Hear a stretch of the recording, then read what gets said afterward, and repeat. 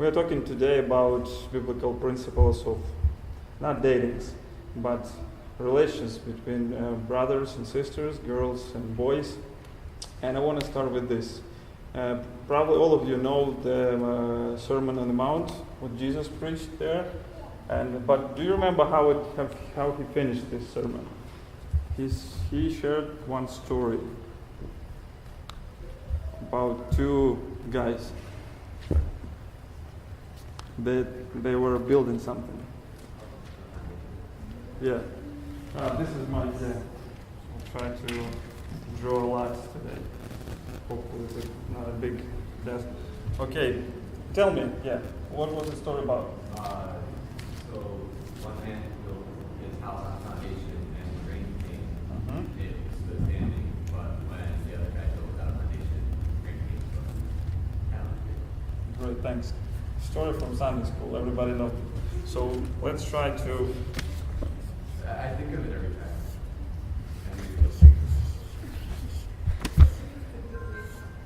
So here's the rocks, and it's sand here. Okay. Rain, thunders. Okay, what would happen if we will try to put some sticks here somehow to help this house? Okay.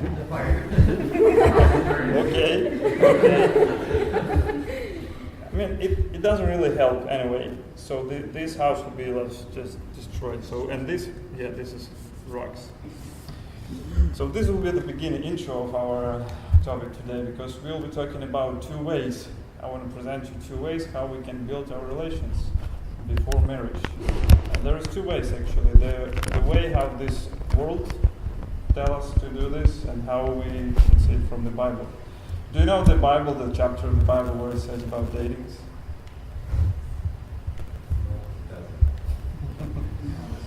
And there is actually one chapter, just only one chapter in the Bible, in the whole Bible, which really focus on relations between, let's say, brother and sister, guy and girl, and at the end of this chapter they become husband and wife.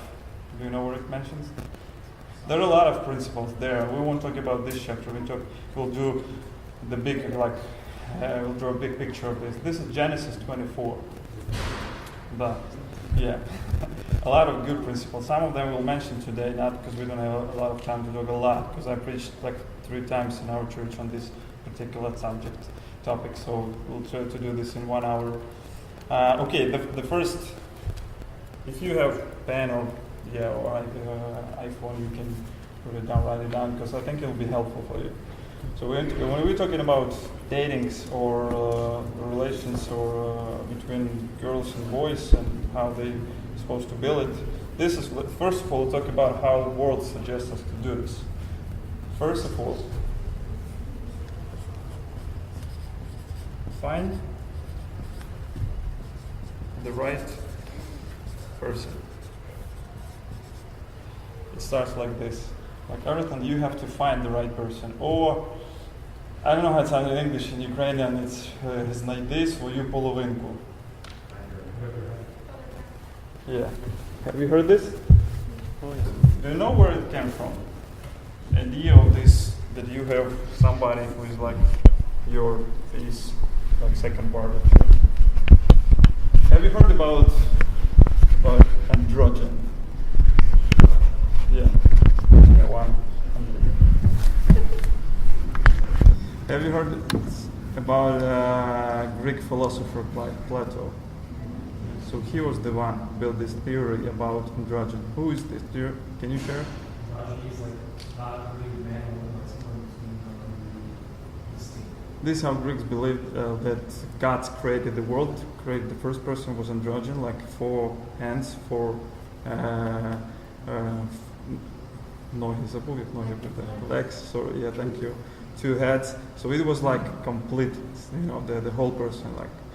And after that, suddenly this person, androgen, somehow rebelled against God. So they punished, and it was a tragedy. They divided them. And from this really moment, we had like In Ukrainian we call it сильна половина людства і гарна половина людства. You probably heard about this, but this is really come from this theory. That there's and now all these two pieces, they are not satisfied. They are actually this is the tragedy. They are looking for each other all their lives. You probably heard about this, but that's roots of this theory. But there are a lot of problems with this theory, and this is really the first mistake, and there are the first thesis I want to make today, that you don't have your second polovinka. This is wrong. This is a wrong theory. Do you know why? Let's imagine that some of you, for example, you want to get married, and you're looking for this like polovinka druga, and you choose not yours half. So what will happen next? You take away somebody else. Yeah, and what will happen next? And what will happen next?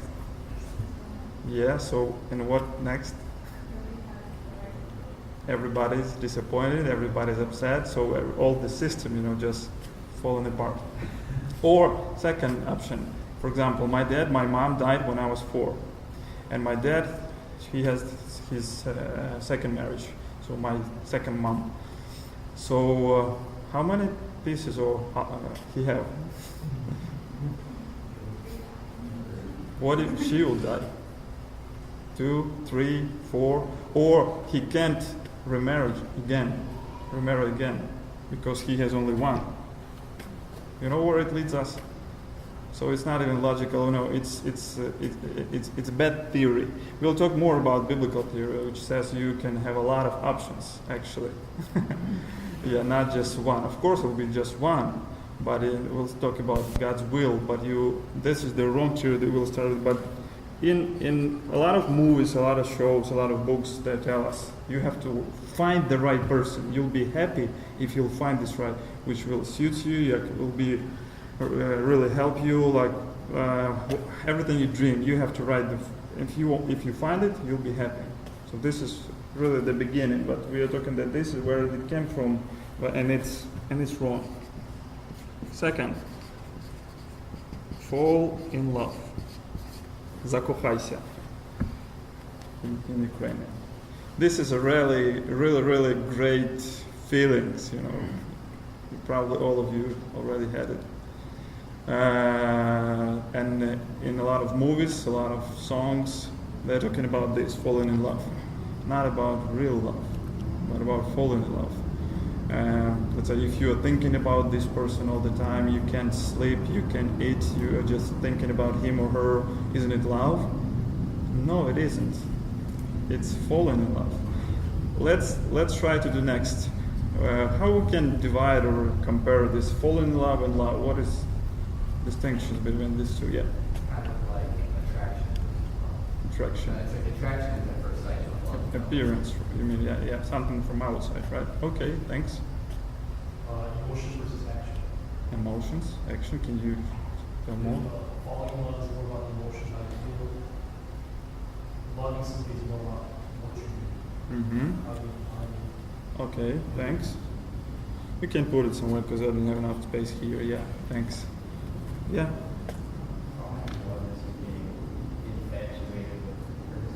Mm-hmm.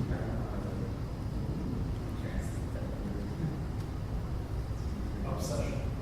Yeah, I understand. Захоплено, да, crazy about it. Yeah. What else? What about time? How time factor, like if you fall in love and you will love somebody, really love. So if you don't, time and distance, for example, two more. So if you don't see each other for a long time, or you just have these relations for some period of time, if you fall in love, really often it just disappear.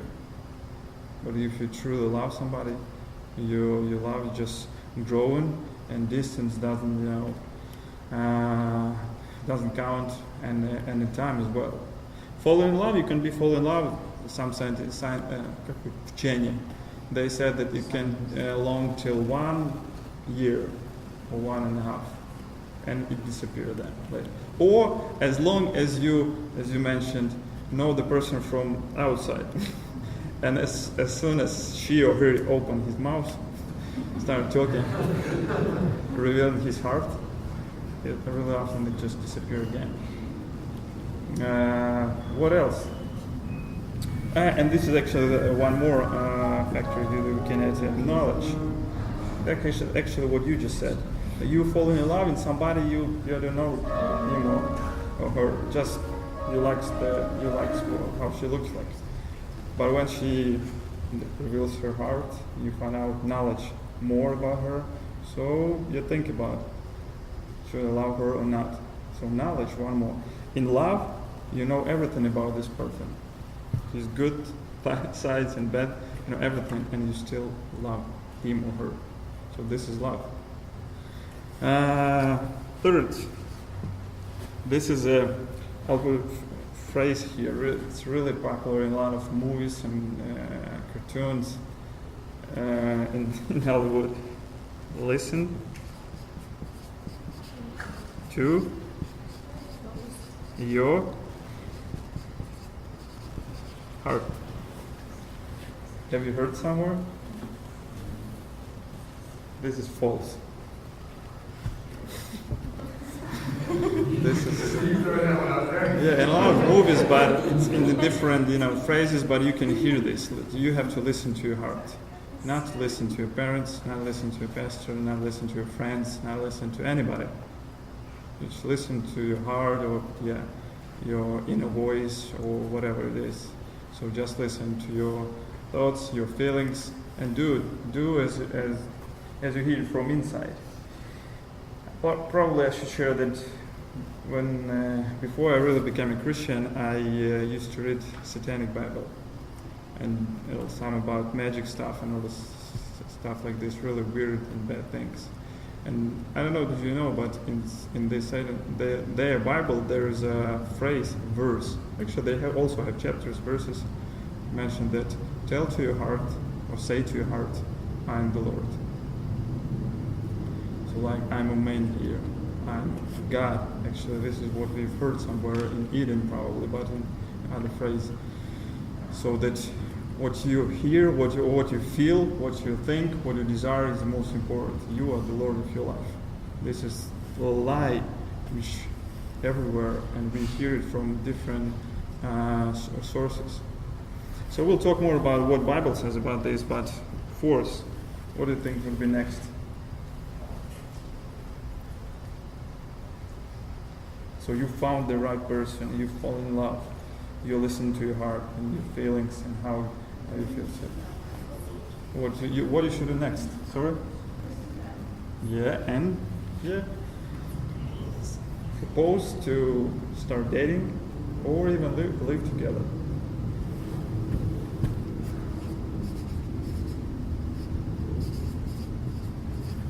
Okay, let's see.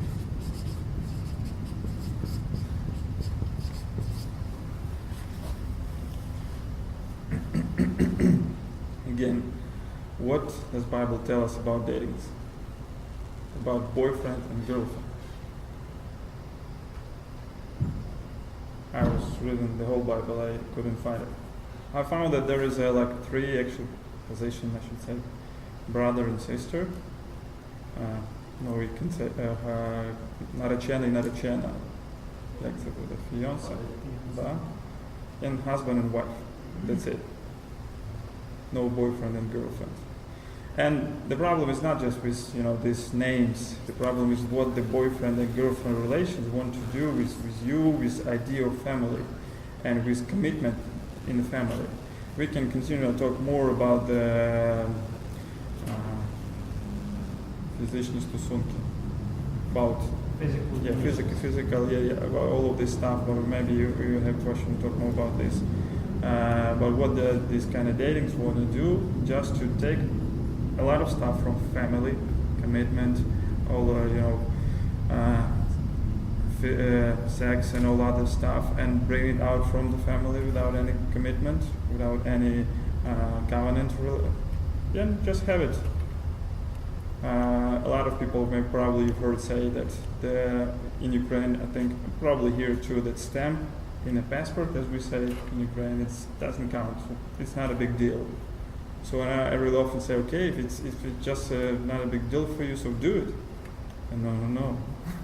So why not? If it's not a big deal, so it means something for you, because ти посвячуєш себе цій людині. You're responsible for this person now.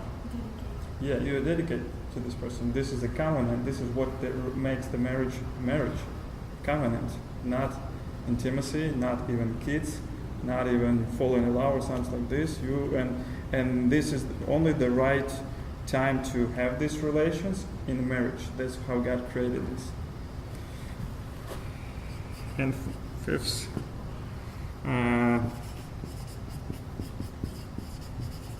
put your trust, як буде правильно сказати, на цю людину, on this person, right? Put your trust, or trust this person. In this person. In this person, okay.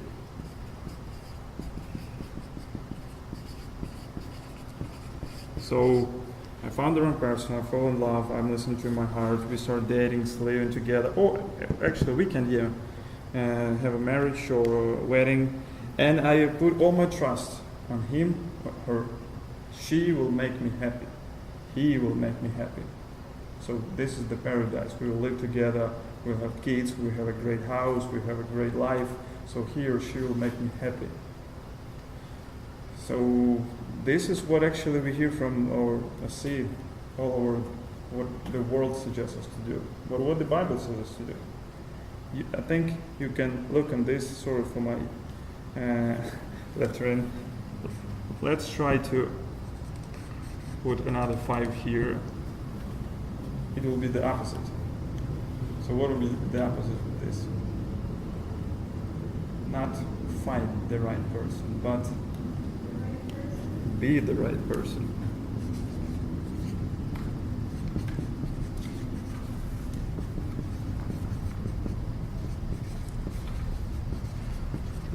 What do we mean by this? Saying this. Romans 8, 28, 29, for example, Ephesians 4, 11 and following, and a lot of other texts telling us about that we are responsible as Christians to become more and more like Christ, to be the right person. So this is what I mean by this, to become more like Christ. This is our, tomorrow on Sunday I'll be preaching more about this, that this is one of the goals of our salvation. Not just to have fellowship with God, but to become more like God and to do things what God tells us to do. So this is really the first thing. Not just looking for somebody who will kind of make you happy, but be the right person. Remember when Jesus told the story about Good Samaritan, and really the beginning of the story, the person asked, "Who is my?" Yeah, and how Jesus responded in the end.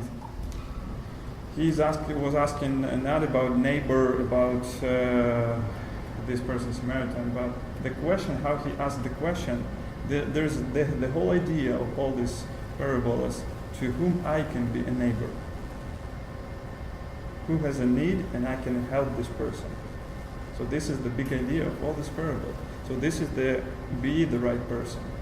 So it means to work with your heart, work with your sinfulness, work with your habits, good and bad, work with your character. If you're not working, imagining you pursue some relations and want to have a marriage, what will happen with this marriage? Or is your relation this marriage? If you are not the right person, in a sense, your character is really bad, and you don't really want to grow, you have probably a lot of conflicts. And if both do the same, much more conflicts. Sinner plus sinner, what would be the result? Not less sin, much more sin. This is so it means to work with your heart. And if you're not the right person, means not only the character but the age also. If you are 15, 14, you're not ready to get married. So when you have, I compare this with something like when you go into the mall or some store and you didn't have any money, you didn't have any card. So when you're just walking around there, so what options do you have? Actually 2. Steal something, or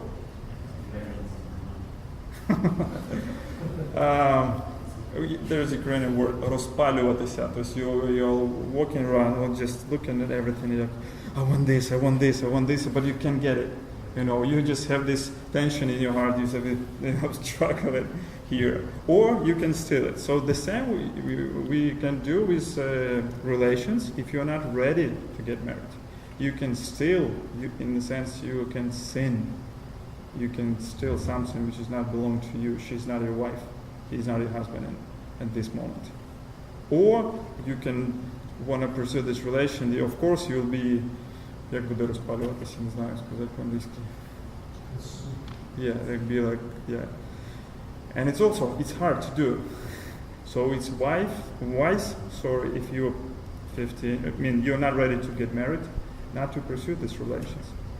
If you know somebody's falling in love with you, you can get together, so it's better not to continue these relations, because you can't be together. You can't give the person something which she wants, or he wants, that you could give him or her. So this is the first, be the right person. And the second one, if we are talking here, fall in love, what would be the opposite, I would think? Not fall in love, it's a really weird word to say, закохатися in Ukrainian. It sounds better, it's live in love.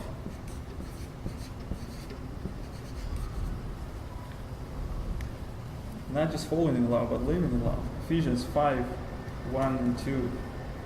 In Ukrainian here. Отже, будьте наслідувачами Богові, як улюблені діти, і поводьтеся, буквально там написано в англійській, здається, так і написано, живіть в любові, як і Христос полюбив вас і видав за нас самого себе, як дар in love and purity. І 1 Тимофія 5:2. Yeah, if you have English Bible, can you read this verse? Let's do this. Imitators of God, before as the little children, live a life of love, just as Christ loved us and gave himself us, gave himself up for us as a fragrant offering and sacrifice. So this is like being the right person. It means live in love, as God calls us to do this, and in purity. 1 Timothy 5:2. You can read it.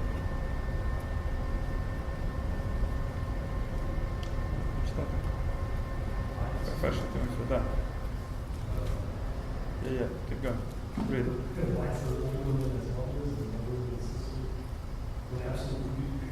Yeah, got it. So what this verse tells us to do, especially brothers? Yeah, live in purity, especially with sisters we have here. As sisters, not girlfriends, but sisters with purity. This means live in love and live in purity. And I mentioned it here or somewhere when we're talking about physical relations, what we can have or cannot have. And Book of Proverbs really talk a lot about this. About can you, I don't know how it sounds in English, this verse, but чи може людина вогонь, fire, заховати собі і не обгоріти? No.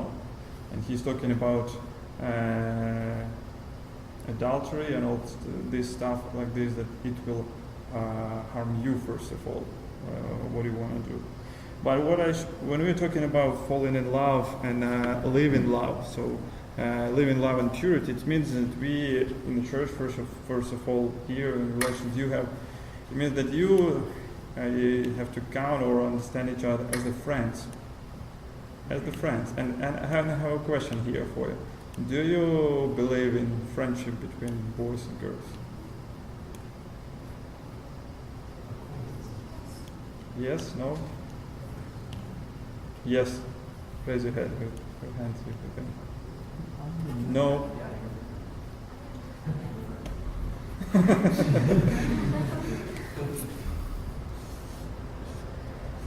Have you seen? Yes. This is not a foundation of your friendship, but this is explanation of your friendship. What do I mean by this? I believe that the friendship between boys and girls it can be, but really not for a long period of time because one day it will become I call this Mercedes momentum we can say. So it means that your relations can continue in one of three directions. One, you can get married, can pursue the relations and do the proposal. We'll talk here more. You can just break this relation, just stop being friends. You're not friends anymore. Or you can sin. Start sinning without taking any commitments to each other, without. So means that all friendship with like boys and girls, it will be the moment one day when it will go one of this direction. And if you not really have this goal, for example, so you probably would go somewhere one of these. So if you have friendship now, something like this, have you already had this moment, or have you ever thought about this? Or probably you should think about this. What is the foundation? If you think that I don't have, so we're just friends, so could be, but what about this other person and his heart or her heart? Maybe she thinks, no, we're not friends. Or she thinks something more about this. And not always you can see this or understand this. Yeah. If both people are not attracted to each other, Mm-hmm. is it longer? Could be. You have to make it apparent right away. But this is what just I said, last my phrase. You can think that you're not attracted to each other. This is how I married my wife. Actually, I was attracted to her, but she was not really. So anyway, she said, and I said that I have a gift for singleness, to her, and she accepted that, like, yeah, that's okay. And but in a year, probably, I realized, no, I don't have this gift, and she realized that also. So we have like 10 years marriage now. Yeah. I agree with you. Why do you think it's like that? Because men and women are naturally meant to be together, like come together. Is that why do you think it's like that? Sorry, I don't understand the question. I understand what you say, but I understand what you mean by this. Why do you think that a man and woman can be friends? Can be or can't be? I don't agree with you, but why do you? Because friendship between boy and girl, this is really one of the first goals of marriage. God created Eve for Adam because he was alone. He needed a friend who could support him, help him, understand him, accept him. So this is actually, when I'm talking to marriage, to couples, I said this is really one of the first goals of your marriage, to have friends. For example, my wife, she knows really bad things about me. Nobody knows about it, and I know about her, and we accept and allow each other. So this is actually, she's my serdeczny druh, me. So, and this is really one of the goals of marriage. So if you are good friends like this, maybe probably you could marry to each other and continue this friendship. It will be a good idea. So, but if you're married, both of you are married, and you kind of good friends, so this is not a good, because you have already friends, your husband and wife. You're supposed to build these relations here. So I'm not talking about a period of times, here. I'm talking about the idea that someone. About what? About how they can be friends, or no, they can't. That's what I mean. So if they are in a marriage, both of them, so he has wife, she's supposed to be his best friend, and she has husband, his best friend. So they can be friends in the sense that, not in the sense best friends, her like serdeczny druh. They can't, because it's built there like emotional, like bliskost, closeness. Eventually that will lead to adultery. And yeah, so and there is a physical adultery and there is emotional adultery, and I know what it means. I've heard the stories a lot about this. And it physical starts with really emotional. How you become attracted, because there's a friends, and one of them you see that, what the sister said, you're not attracted to the body, but you're really attracted to the heart, to something, the man inside, and then you become close physically because you're really attracted. You look into this person because of emotional closeness you have with relations. Yeah.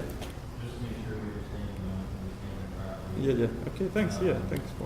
You're saying that your wife should be a wife and your best friend at the same time? Yeah. Yeah. That's what I mean. Yeah. If you have another sister or wife that could be best friend, I would probably talk to this guy. So this is not good. Yeah. So you're supposed to be your best friend, but what if you have a best friend but it's a girl? No, that's okay. Of course, I have friends, and she has friends also. Of course. Okay, that's we need to come to the definition of what we mean by best friends. If you mean that we have secrets, we have trust, we have like openness, something like with nobody else. So this everything of this belongs to your husband first of all. Or you wanna have advice to hear her advice about something. So first of all, your husband, he is your best friend. Of course, you can ask and talk about your friends, because there is a really tricky thing. Sometimes your best friends could be your mom, and it's also a problem in a marriage. And you always calling her, asking for advice, or this is kind of the same with your just friend from the church or mom. Yeah.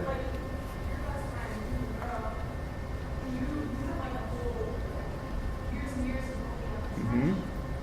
She has to feel it when you get married that something has changed.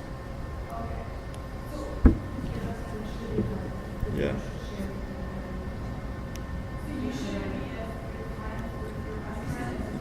Yeah, you're still friends, of course, but you can't spend a lot of time like you used to have with her. When if your husband needs your attention and you're always talking to her on the phone, so that's always mom. That happens. That's a problem. That won't build your relationship. This is the idea of marriage: commitment and covenant. You are in covenant relations with this person, not with your mom, not with your friend, not with your dog, his husband. And an idea of how we build this covenant relationship comes from our covenant with God, or relation we have with Him, as He as our best friend. So, and the whole idea of marriage, it's really the idea of Trinity, how it make visible in the life, roles and love and unity and all of this stuff. Yeah. Ask questions if you have questions. Yeah, you're welcome to ask.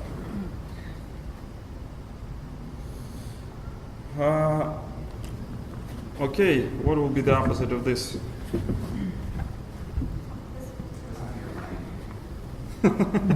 No. Listen.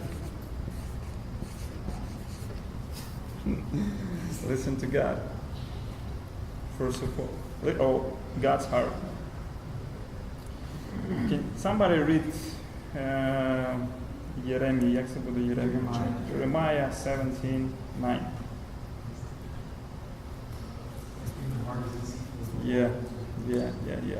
This is what Bible tells us about our heart condition. And one more really, really interesting passage is Numbers 15, 39, 40. It's something God is telling to His people, His nation, about their hearts and how they and what are they doing, how they. Okay, can somebody read this? Yeah, 39 and 40. Yeah. And you shall have a casserole that you build upon it, and remember all the commandments of the Lord, and do them. And that you may not follow the farther tree to which your own heart and only eyes are inclined. That you may remember me, remember and do all my commandments, and be holy for your God. What does this say about their hearts? And there is something mentioned about their hearts and what is going on with them. If you follow in your heart or listen to your heart, you do what? Follow part of the tree. Yeah, this is about our heart conditions. It's sinful, and really often we tell lie to ourselves, and our I should say like this: nobody ever said so much lie to you as your heart. Easy versus lie to Yeah, or like this. Yeah. And this is you can try to argue this, but this is we're reading from the Bible, which is Bible talking about our hearts. So you argue with Bible. So it's really true. So if you just listen to your heart, really often you, and in Proverbs, remember this verse which has said that some roads for the person seems like straight, but the end, what? The destruction. So this is listening to your heart. And when we're talking about listening to God or God's heart, we're talking about God's will, what God wants from us. What is His will according to marriage, the building relation. So when there are a lot of principles, but everything starts with two big ones. So we're talking about God's will. If you want to find out God's will about who will be my husband and wife, so everything starts with two. First of all, it should be somebody of the opposite sex.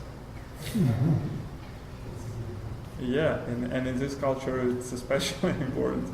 Yeah, and the second one, it's supposed to be believer. Child of God. So this is really two big crucial foundation. All of the other things when we're talking about this idea. So I'll draw this God's heart or God's will like this. Let's do it here.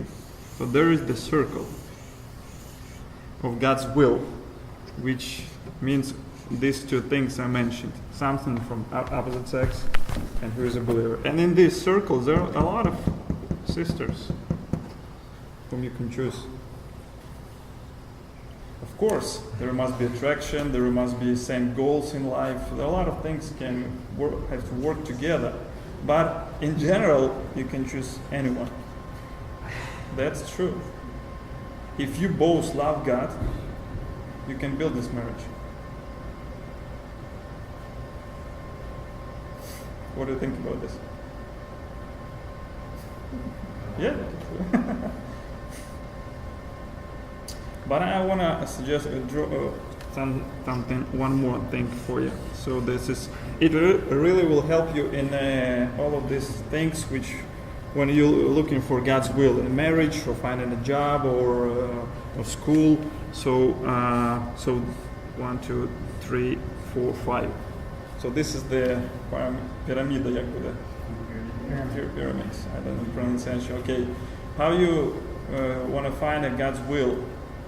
So everything starts with the Bible. So there is in the Bible already a lot of clear instructions. For example, 2 of these, and whom should marry? At least 2 of these factors you should think about. But for example, if you pray about you've met somebody who is a non-believer and you want to get married, and you pray, and is it God's will for this marriage? The answer is no. Pray as long as you want, the answer will be the same, no. Because it says in the Bible already. The second will be, of course, prayer. If you want to know God's will, what He desires, you should ask Him about this. You should pray about this. The next one, probably I won't put it, I call this advisors, like radniki. In the Bible, in the Proverbs book, also again a lot of texts say if the wise man is somebody who is looking for advice. He's asking, for example, in this situation, parents, friends, in the church, pastors, youth leader, somebody who's wise, somebody who knows the Bible, who knows you, who knows the situation, who can help you and reveal your heart to some things which are like you're blinded with. So the advisors. And again, it's not about just marriage. It's about looking for a job or some other things when you want to find out God's will, how God's working. The next one, circumstances. That's what we call open doors. Something like this. Circumstances. Обставины. And the last one, it will be peace in your heart, your feelings. And I'll explain.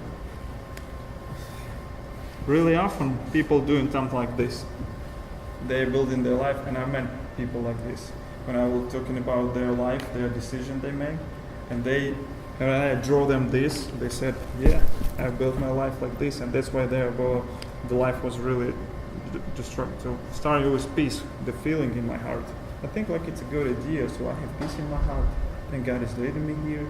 He's looking for circumstances. Then he's looking for advisors who will say what he wants to say. Then he can pray about, and probably he can find a verse in the Bible with like support his idea, his feelings. So this is the opposite. This is actually what's listening to your heart. This idea here. So this is what means listen to God's heart and how He leads us in our life. When we use principles from the Bible, we I forget to share some stories from my life. Okay, this is probably the time to do this. Okay, I'll put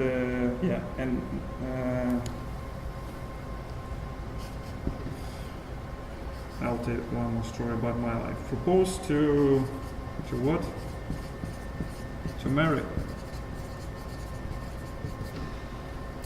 You're the right person. You live in love. You're building relations. You're friends. You're listening to God's heart. You're looking for advice. And if everything is green light here, you're just proposing to marry this person. Or at least, if she never thought about this, you tell her to start thinking about all of this. If it doesn't work, so start from here again. In our life, I'll show two testimonies from my life. When I was really want to get married, and I met my wife Yulia, there was problems with my marriage. I was working in a job when I really didn't have a lot of money, but I was praying about this, thinking about her, and how can I do this wedding and where we should live. So one day, one brother came from in our church. So it was 10 years ago. He gave me the envelope, said somebody gave it to you. It's not me. I don't know who was it. So this is a gift for you. Okay. I was going home from that day at night. I opened this envelope, and there was 1,000 euro, and it was written there, "Na веселье." It was kind of God was trying to say something for me. So I'll take care for your wedding. Were you engaged? It was couple 2 or 3 weeks before I said this to her. It was one of this is how I really wanted to understand God's will. Yeah. So friends of mine, they knew my desires because I was looking for advice here. So one of them probably, I don't know who was it.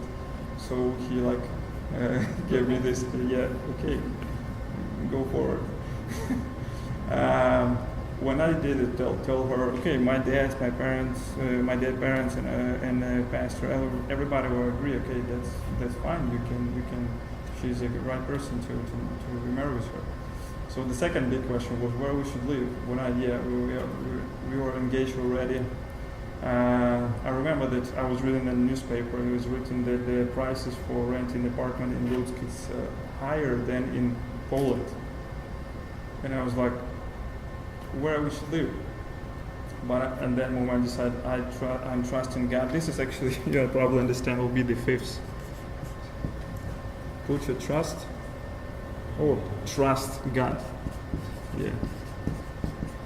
And I was praying there, I was saying, God, I'm trusting you here. I see how you're leading me here, and so I'm trusting you. So months before our marriage, our wedding, her aunt telling us, so I have an apartment there in down in the center of the city, or downtown. Yeah, thank you. So I'm selling this apartment. You can live there for 1 month. Okay. So at least 1 month we can live separately from my parents together. Okay, so we started living there. So when we lived there 3 years, the apartment she couldn't sell it. Somebody already told her, "Ці штунди моляться." Ти не продасиш її ніколи. And it was a temptation for me when somebody came who really wanted to buy this apartment to tell him like everything is bad here, so don't buy it, but I didn't. So I knew that this is where I'm trusting God, or I'm trusting myself.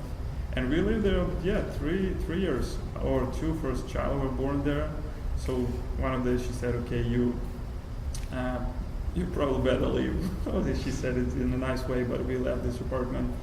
Found another one for 1 month, another one really much better and bigger, like for 7 years. And really the last summer in August, we had a really great gift. One brother in our church, he подарував квартиру нам, 3-bedroom apartment. So this is a gift. We are living from the city, so this is a gift for it. So we are living this apartment for it. My son said, okay, that we were praying all these years for apartment. Let's pray for a car. Okay, so he did. I actually really didn't. So in 4 months, another brother said, we are leaving to Brazil as a missionary from our church. They left for 5 years. So we have a gift for you. This is a car.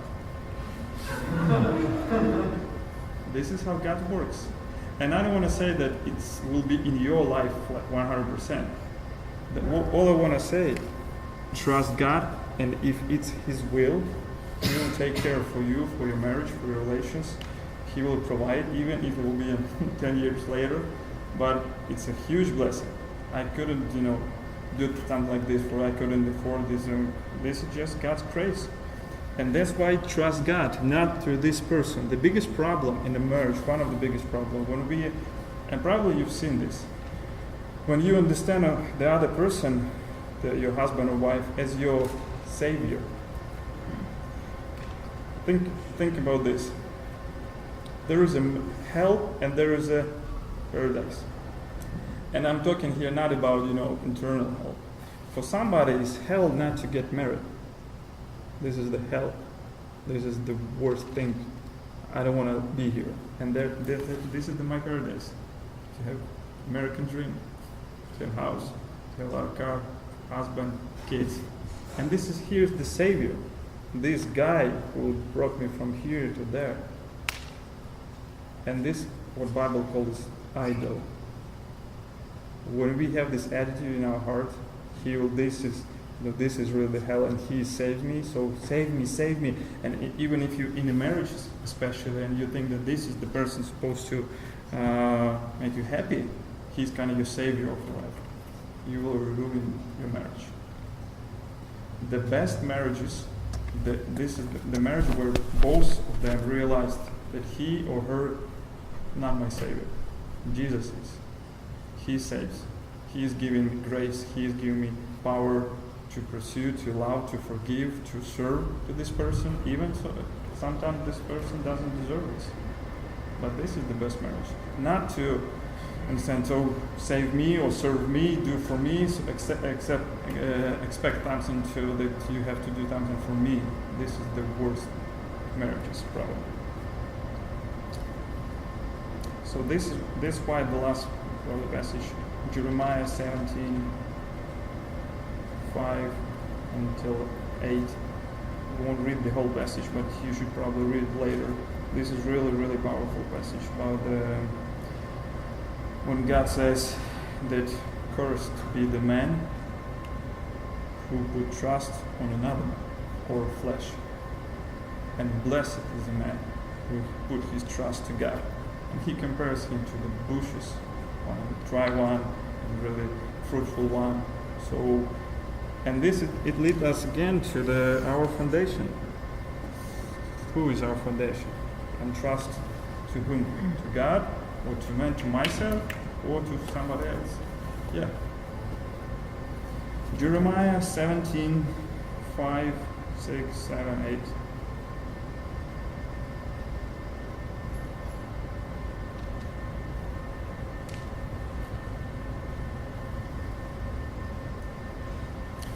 And this kind of thing actually starts really in the beginning. So I put it here, but when you find the right person, it's like really goes together.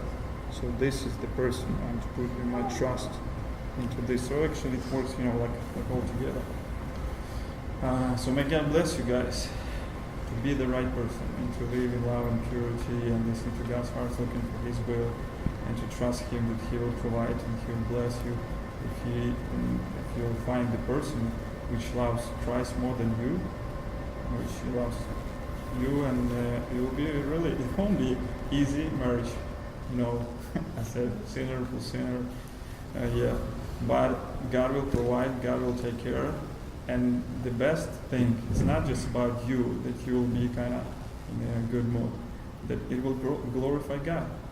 Because this is the whole purpose, the God created marriage. From eternity, He knew that it will be Christ and His bride, the church.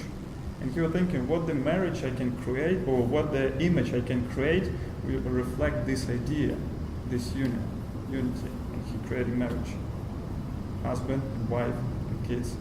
And this is really dynamic, so this in the relation, this really should reveal us God's, supposed to reveal God's character and who He is and how they work together as a true union in God. So that's why God created marriage, to help us realize, understand His fatherhood, His how we as His kids, children, and the idea of husband and wife. All these images in the Bible helps us. God gives us to help us to understand His great purposes, His character, and to be like Him. To, as we read in Ephesians 4, to be like His kids and follow His example. If you have any questions, I'll be glad to answer if I can. So hopefully that it will help you, especially these things help you to a lot of choices probably you will have in your life. Can you address a little bit physical relations before marriage? Because lately it has been a big problem amongst our churches and really spreading a lot. Mm-hmm. I'll try, but it will be hard probably for me to do it in English, but I'll try. God created sex for marriage. This is like and everything what leads to sex. It was also created for marriage. I want to give you one verse which maybe in 1 Corinthians Paul saying about our temple, our body is a temple, and it was God for Christ's bodies, and we belong to Him, our souls and our body. So your body, it doesn't belong to you. It belongs to two persons. First, to God, and He has right as a Lord to tell us what to do with our body in the context of sex as well. And second, your body belongs to your future husband or wife already. And she and he has right on this body. Even though maybe you don't know this person. If God will bless you in your marriage, so your body belongs to this person. And as the same as her body or his body. Yeah. So once you have sex within marriage, is the sex, should it always be natural, or can you use artificial contraception? Oh, this is the whole new subject. I think, як це сказати по-англійськи. Провокаційне запитання задаєте мені, напевно.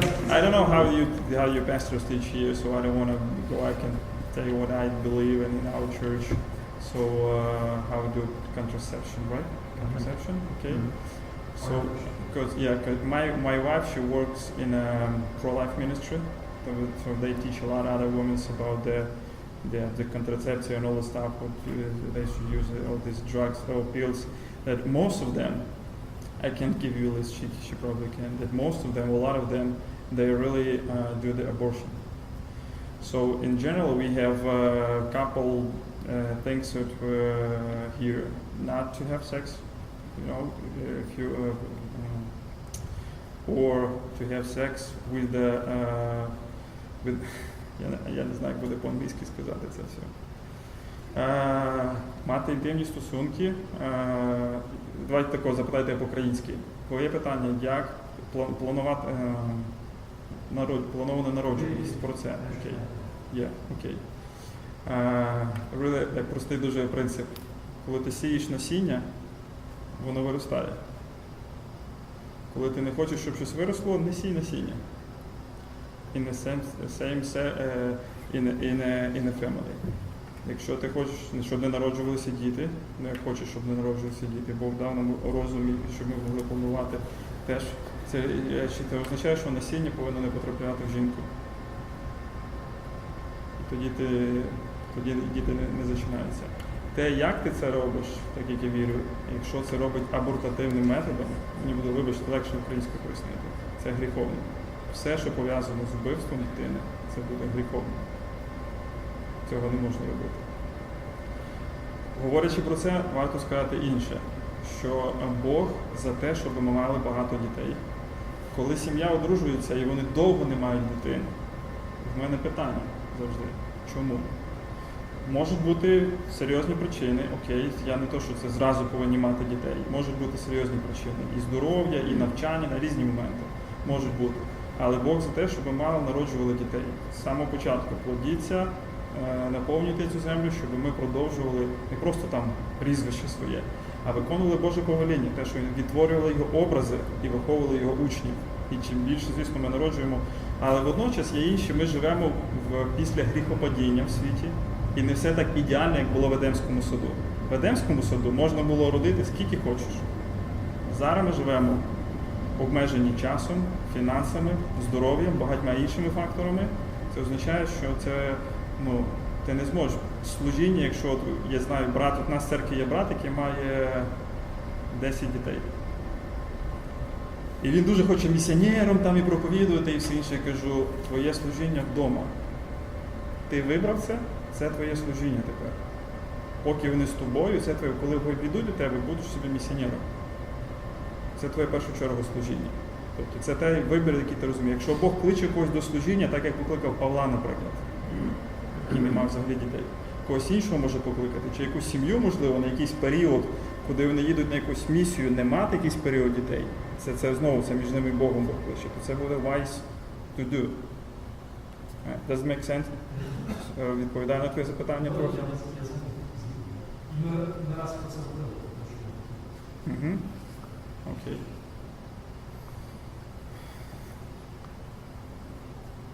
Тому в нашому шлюбі, ми коли з дружиною говорили, тобто, що в нас є 3 дітей, ми хочемо ще всиновити 1 дитину, у нас не було можливості там, де жити зараз, вже є своє житло, дасть Бог, хочемо це зробити. Ось, але є інші фактори, які нас, ми мали 3 кесарських, і вже їй хотіли перев'язати труби, що вона не може народжувати більше.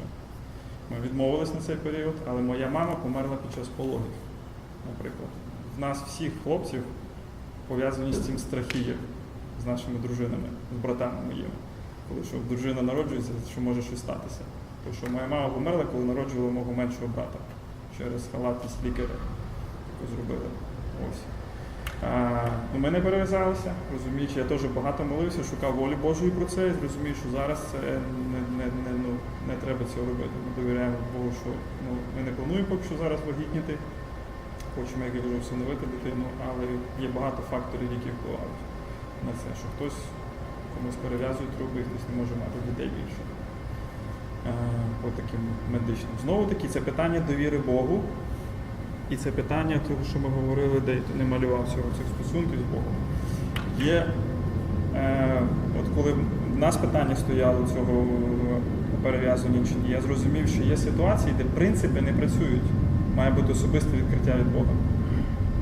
Тобто є Слово Боже, ти молишся, ти просиш Бога, бо ніхто мені, ніхто не скаже, роби так. Відповідальність не наважувалося ніхто взяти. Вони мені казали, а я мав, і так і треба, щоб я прийняв рішення, і я перед Богом ніс це рішення. Це правильно. Тобто я про те, що кажу, є багато ситуацій, коли ти шукаєш Бога, шукаєш Його лиця, шукаєш принципів, радишся з іншими, слухаєш, наскільки вони біблійні, справді це з Біблії, і тоді приймаєш рішення перед Богом. Просто роблячи це перед Богом.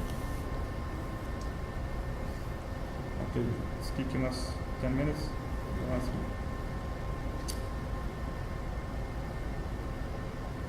Anybody else? What else? Yeah, maybe from this, yeah. About this or someone else. No. Yeah. How do you initially fall in love? Well, we were talking about this. already about all this. What do you mean? How do you understand? Can you explain more? So he was talking about emotion versus action. Mhm. What's the action of the emotion of falling in love? I mean, of course, when you love somebody, it really often starts from here.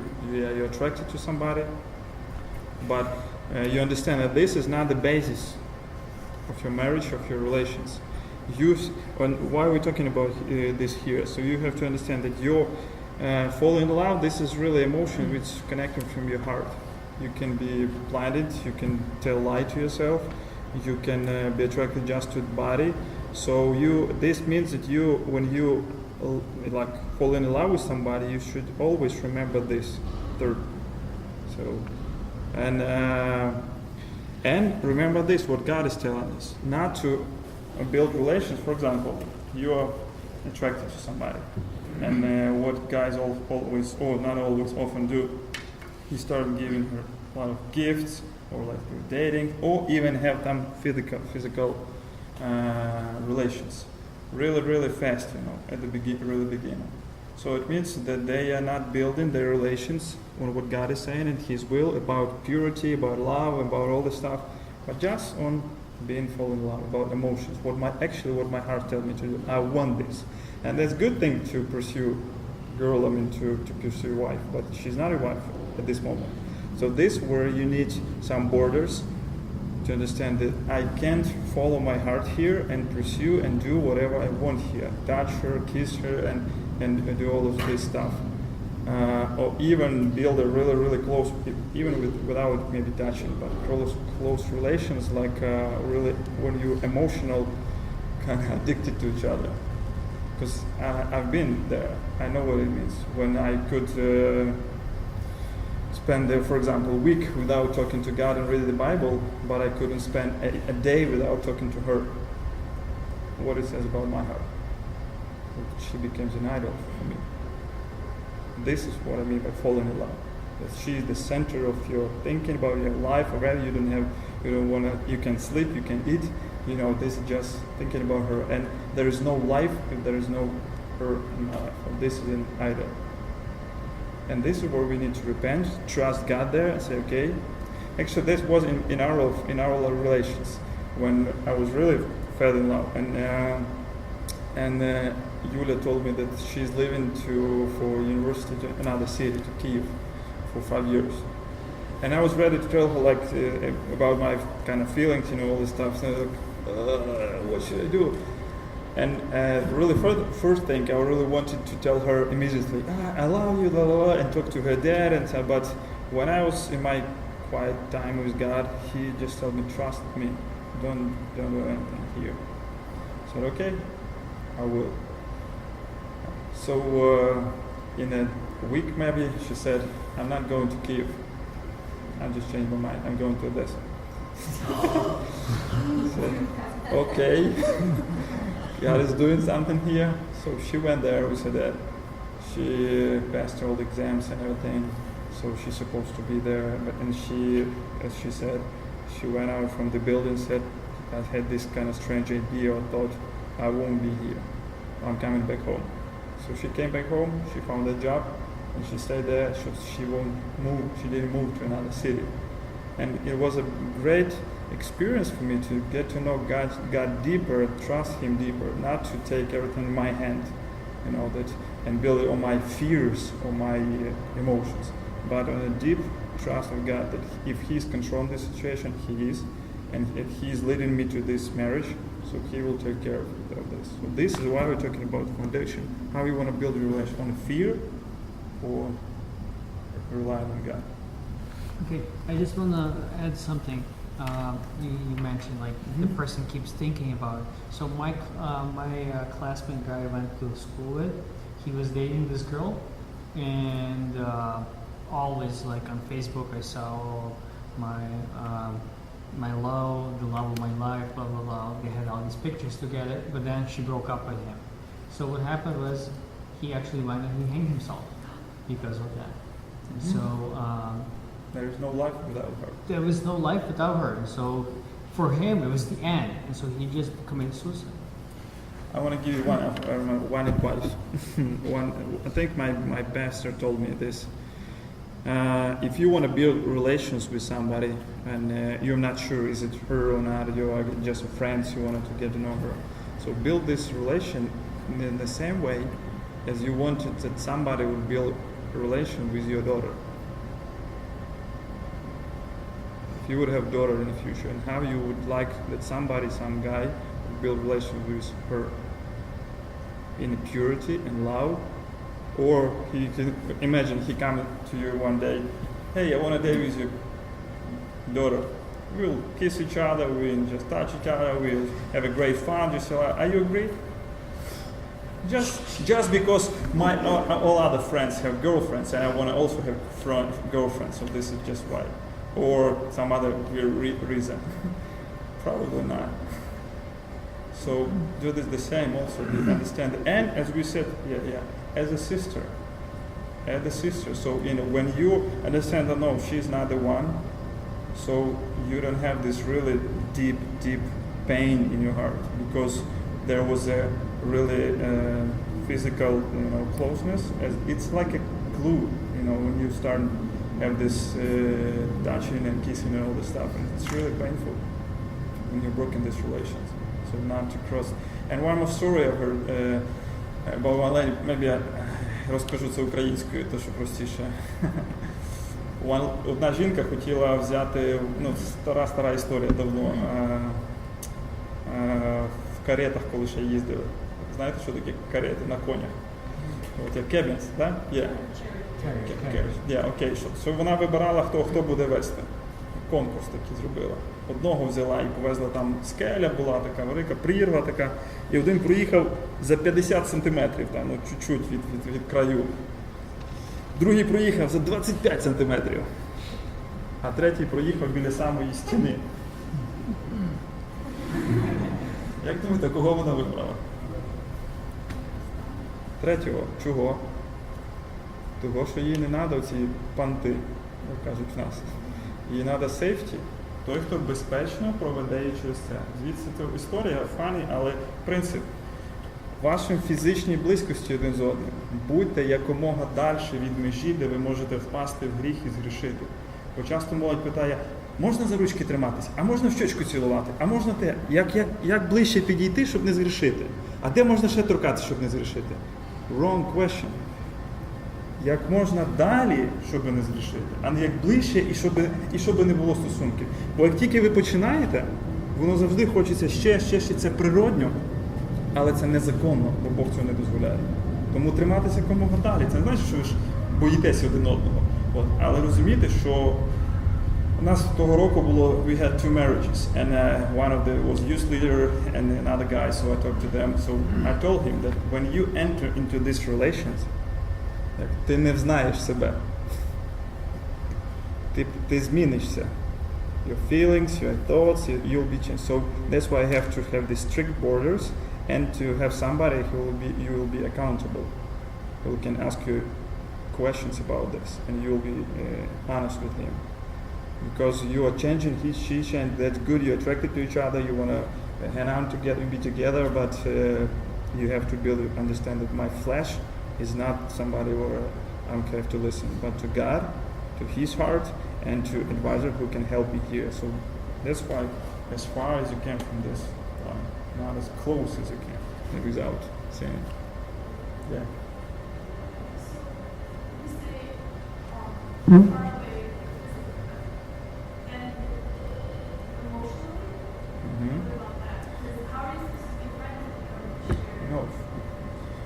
Emotional, again, this is what brother just mentioned, how close you can be because emotionally, it's again, emotionally it's це важче, тому що це так, you can't touch it, this is where you have to know your heart or have somebody, advisor who can help you, maybe your parents or your good friends or who are not just your age and they're afraid to offend you and tell you truth, but you can tell your truth with love, that you are going the wrong direction. So this is another way. How should I know where I'm ready? Am I ready to get married and build relations, or is we go too far or not? So answer is, you are not the right person to answer this question, because you need to have somebody who can help you here, and with whom you'll be honest about your feelings, about your thoughts, everything, and he can help you here. This is my answer to this. Yeah. Okay, so you say post-marriage. So in the Bible, people were engaged for a long time. Mm-hmm. So in modern times, would you say people would be dating but always keeping marriage in the front? Like it doesn't, you don't see it going anywhere, breaking apart, like how, or do you actually? This one, yeah. This one we draw. Yeah, we draw this. The engagement, all this stuff. It's really cultural. You know, it's really in Ukraine and here it's some way different. And even the way how when you with the rings, how when the rings are there, so it's really different. And there were no rings, of course, in all this time.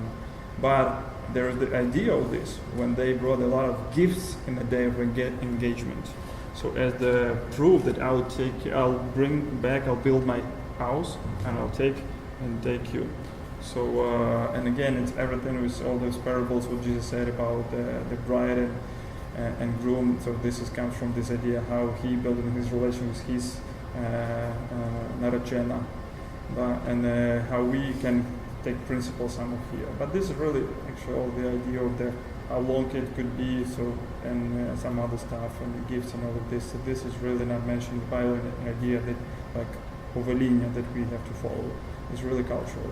But gifts, for example, it would be wise not to give a lot of gifts here when you're just not really know is it the right person or not. Because I know stories when they kind of break the relations, and she just called him, hey, can you just, давайте по-українськи буду казати, ти можеш приїхати? Він приїжджає, вона виносить йому все, що подарив, в машину викинула, пішла. Що йому з цим робити тепер? Іншій дівчині подарити якийсь спортивний костюм, там куча всього. So this is not a smart thing to do. Expensive gifts, if you're not really sure that this is the right person. So, but gifts on an engagement day, like this, yeah, sure. But this is really cultural thing, yeah. Yeah. So this is the Ukrainians, yeah. And this one is from, it says here, our kids in Africa. I've been in Kenya for months, and there is a missionaries there is a gift from them. So when we're doing the mission trips there, so this is kind of a reminder for me about another life. Yeah.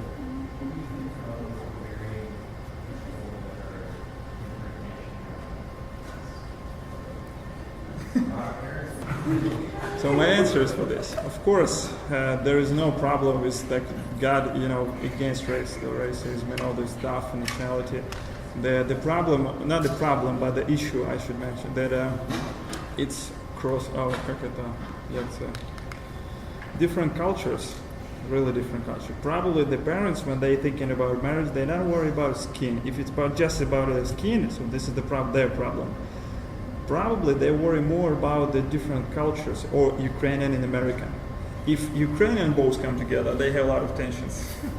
So this is, different cultures, different, understanding of the worldview. In general, they come together. Probably they have also. Of course, if they love God and believe right, they can do it. And that's where we have to trust God here. The main question, if they love God, both of them. But in general, no problem with that. With this. Just you have to understand, keep in mind that there could be some, cultural issue, Ukrainian or American, there will be some issues. Somebody, a friend of mine said this about interracial marriages. He's like, if in average marriage there's 100 problems, in such a marriage there's probably going to be 200 problems. That's what he said. Kind of like this, yeah. Funny story. I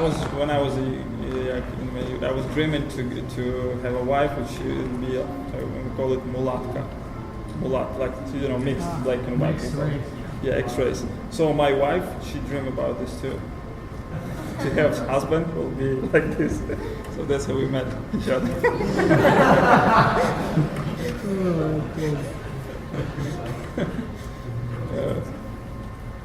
Okay, we have to end. Yeah, thank you guys for allowing me to be here and listen.